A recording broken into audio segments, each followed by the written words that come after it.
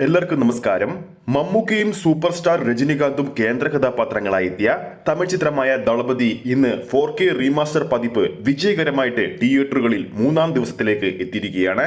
ചിത്രത്തിന്റെ 3-ാം ദിവസമായ ഇന്നും ചിത്രത്തിന് മികച്ച ബുക്കിംഗ് ആണ് തമിഴ്നാട് ബോക്സ് ഓഫീസിൽ കാണാൻ സാധിക്കുന്നത്.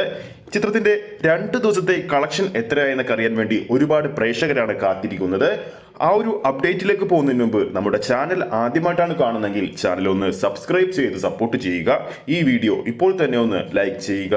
ദളപതിയുടെ 4K റീമാസ്റ്റർ പതിപ്പിന്റെ ഇന്നലെ മാത്രം ബുക്ക് മൈ ഷോയിലൂടെ വിറ്റുപോയ ടിക്കറ്റുകളുടെ എണ്ണമെന്ന് പറയുന്നത് ഏകദേശം 7860 ടിക്കറ്റുകൾക്ക് മുകളിലാണ്. ചിത്രത്തിന്റെ ആദ്യ ദിവസം തമിഴ്നാട് ബോക്സ് ഓഫീസിൽ നിന്ന് മാത്രമായിട്ട് ഏകദേശം 75 ലക്ഷം രൂപയാണ് ചിത്രം ബോക്സ് ഓഫീസിൽ നിന്ന് വാരിയത്.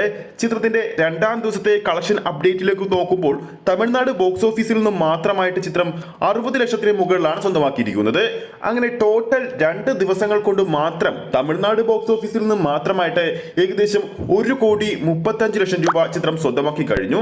ഈ ഒരു കളക്ഷൻ അപ്ഡേറ്റ് ചിത്രത്തിന്റെ ബുക്ക് മൈ ഷോ ഡാറ്റകളുടെ അടിസ്ഥാനത്തിൽ മാത്രമാണ് പറഞ്ഞിരിക്കുന്നത്. ഈ ചിത്രത്തിന്റെ 3-ാം ദിവസമായ ഇന്ന് ശനിയാഴ്ച ചിത്രത്തിന്റെ ബുക്കിംഗ് തമിഴ്നാട് ബോക്സ് ഓഫീസിൽ എങ്ങനെയാണ് പോകുന്നത് എന്നാണ് ഇപ്പോൾ സ്ക്രീനിൽ കണ്ടുകൊണ്ടിരിക്കുന്നത്. ഇന്ന് രാവിലെ 8 മണി മുതലുള്ള ബുക്ക് മൈ ഷോ സ്റ്റാറ്റസ് ആണ്. ചെന്നൈ സിറ്റിയിലെ ബുക്ക് മൈ ഷോ സ്റ്റാറ്റസ് ആണ് നമ്മുടെ പ്രേക്ഷകർ ഇപ്പോൾ സ്ക്രീനിൽ കണ്ടുകൊണ്ടിരിക്കുന്നത്.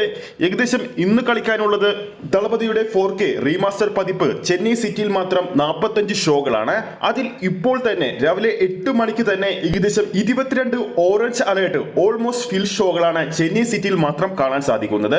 വരും മണിക്കൂറിൽ കൂടുതൽ ഷോകൾ ഓറഞ്ച് അലേർട്ട് ആകുമെന്ന് ഇതോടെ വ്യക്തമായി കഴിഞ്ഞിരിക്കുകയാണ്. ഇനി കർണാടക ബോക്സ് ഓഫീസിൽ നോക്കുമ്പോൾ ഇന്ന് ഏകദേശം 13 ഷോകളാണ് ദളപതിയുടെ റീമാസ്റ്റർ പതിപ്പ് കർണാടക ബോക്സ് ഓഫീസിൽ മാത്രം കളിക്കാൻ പോകുന്നത്.